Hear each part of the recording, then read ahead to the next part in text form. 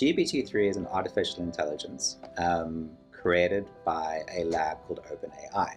And OpenAI was co-founded by Elon Musk. And as a lab, it focuses on different kinds of artificial intelligence. So it has one called DALL-E, which focuses on visualizing things based off text prompts, and the one which I work with quite a lot called GPT-3.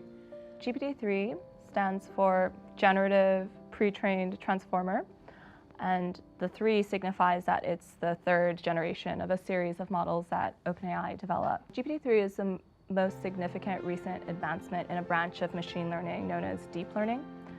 Deep learning is focused on the training of artificial neural networks, which are modeled on, named after biological neural networks that we have inside our heads.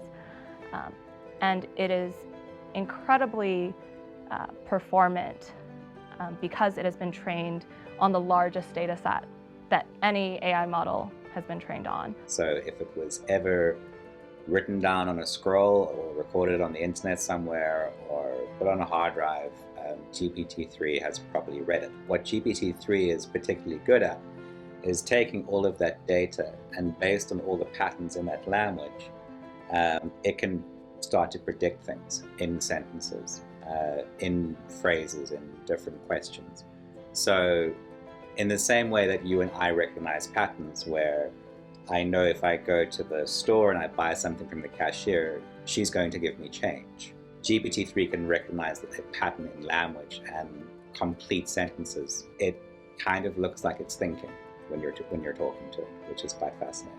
The first time I got access to GPT-3, I couldn't stop interacting with it. It was the first time, and having done a lot of research with language models, where I felt like I was interacting with a model that was a peer, and sometimes even a mentor, where I would learn something novel with every interaction. And that experience was so wondrous. It was addictive. I couldn't stop working with it for weeks afterwards.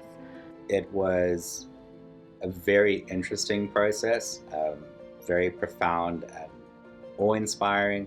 It makes you feel very small, and it makes you come back to the title of the book, which is what makes us human. If this thing can be as creative as it's being, then what does that mean for us? You know, from a creative standpoint, from a spiritual standpoint.